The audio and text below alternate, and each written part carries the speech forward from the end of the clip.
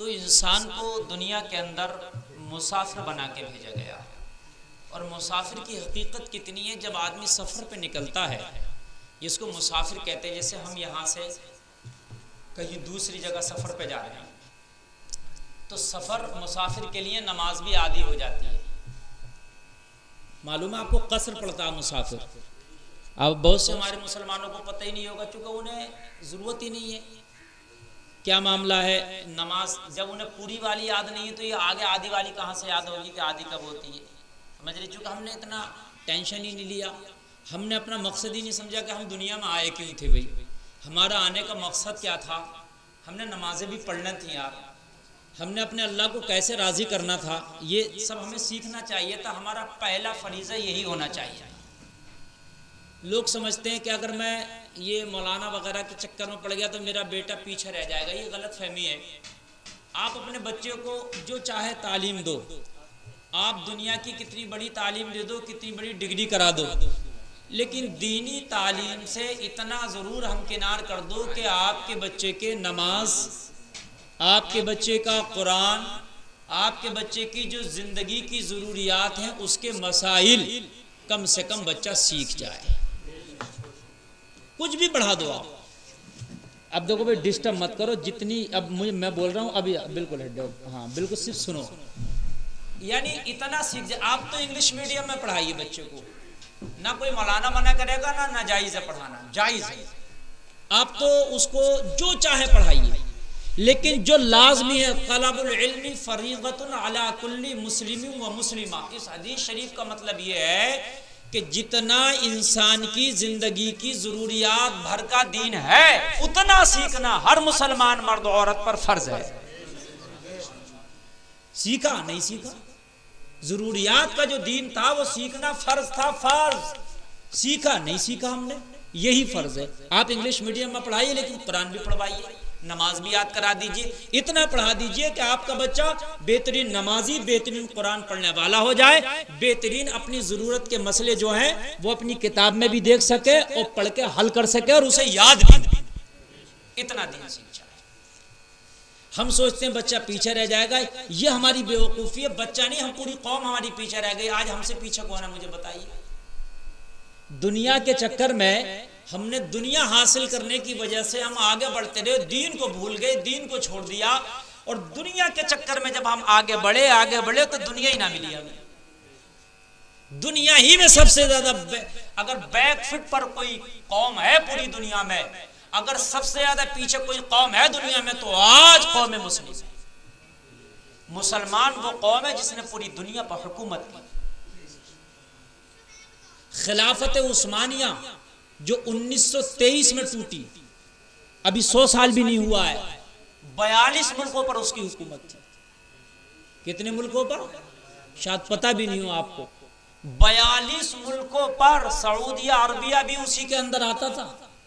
मक्का शरीफ, Medina शरीफ, ये पूरा हिजाज। उस वक्त तो इसका नाम भी सऊदिया अरबिया नहीं था, हिजाज मुकद्दस कहा जाता था इसको। सऊदिया अरबिया तो ये अब नाम रखा गया है, उन्होंने अपने नाम पे नाम रख दिया। तो यहां पर जो है सब अहले सुन्नत वल जमात थे 1923 तक। समझ रहे हैं आप। एक ट्रेन चलती थी मदीना से तुर्की को, उस ट्रेन के इंजन पे लिखा था सलात व सलाम अलैका या रसूल अल्लाह। वो पटरी आज भी मौजूद है जो ट्रेन चलती थी। तो 42 मुल्कों पर तो खाली एक ही आपकी हुकूमत थी जिसको खिलाफत उस्मानिया कहा जाता था। अब जरा गौर कीजिए। लेकिन वो लोग दुनिया के पीछे नहीं भागे थे, वो लोग दीन के पीछे भागे थे, तो दुनिया उनके पीछे भागी थी। जो दीन के पीछे भागता है दुनिया उसके पीछे भागती है।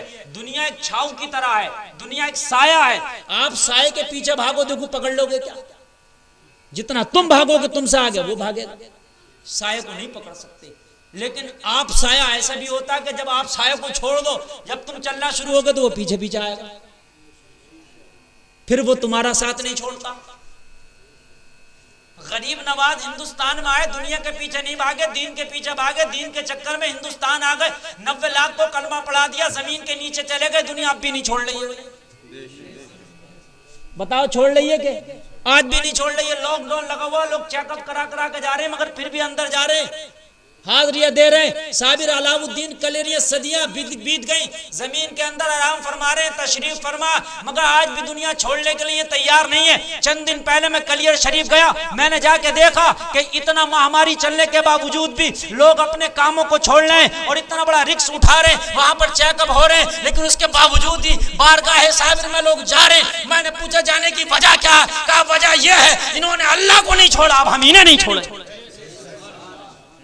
अब इन्होंने अल्लाह को नहीं छोड़ा, हम इन्हें नहीं छोड़े, और हमने अल्लाह को छोड़ दिया, दुनिया ने हमें छोड़ दिया। हम बेवकूफ, हमने घाटे का सौदा कर दिया, हमारा सौदा घाटे का है।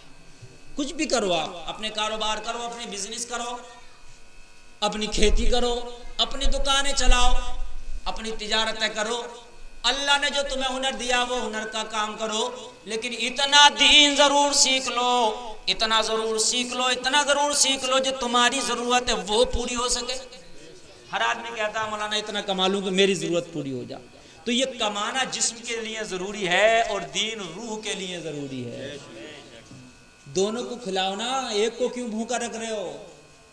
जो मेन चीज रूह है उसे भूखा मार दिया तुमने, और जिस्म के लिए रातों दिन मेहनत कर रहे हो, रातों दिन पसीना बहा रहे हो, रातों दिन झूठ बोल रहे हैं, रातों दिन धोखा कर रहे हैं, ना रात देख रहे हैं, डे की भी ड्यूटी कर रहे हैं, नाइट की भी ड्यूटी कर रहे हैं, जिस्म को ग़िज़ा मिले, मेरे माल में इजाफा हो, डे नाइट चल रही है। अरे कम से कम अल्लाह ने तुझे अपने रूह के लिए रख दी थी 5 टाइम की नमाजें, चल पूरी रात ना जागता, यही पूरी ड्यूटी कर लेता तो फजर में उठ के ईशा की पढ़ के सो जाता। यानी हम अपने जिस्म के लिए डे नाइट कर रहे हैं, ओवर टाइम भी चल रहा है, इसके लिए कितनी कर रहे हो जो रूह है? पता ये चलेगा उसके लिए तो खाली जुमे में एक दिन गए वो भी काम खत्म है, वो भी खाली हाजिरी देने जा रहे हैं। बहुत से को तो ये कि जुमे की नमाज याद कहाँ है, बस जा रहे हैं, जब तक याद नहीं होगी, चाहे तुम जुमे में चले जाओ, 5 टाइम की में चले जाओ, याद नहीं होगी नमाज नहीं होगी, बात खत्म। चाहे आप कितने भी बड़े इमाम के पीछे पढ़ लो, मुफ्ती के पीछे नमाज पढ़ लो, गौसे आजम के पीछे नमाज पढ़ लो, लेकिन आपको खुद नमाज याद नहीं है तो नमाज नहीं होगी। और मैंने ये देखा गांव में इतना खुराफाती बना घूम रहा कि मेरी इस इमाम के पीछे नमाज नहीं हो रही है, मेरी इसके पीछे नहीं हो रही है, ये इमाम टेढ़ा चला था इसके पीछे नहीं हो रही है, इस इमाम के जो है साफ कपड़े में सलवट है इसके पीछे नहीं हो रही है, ये इमाम मेरे घर फाता पढ़ने नहीं गया था इसके पीछे नहीं हो रही है, ये इमाम जो है साफ जो है टोपी टेढ़ी लग रही थी इसके पीछे मेरी नमाज नहीं होगी। अच्छा दुनिया के पीछे तेरी नमाज नहीं हो रही, तेरे खुद भी याद है खुद भी हो रही है कि नहीं हो रही है? कभी ये भी देखा होता? बात समझ रहे हैं कि नहीं समझ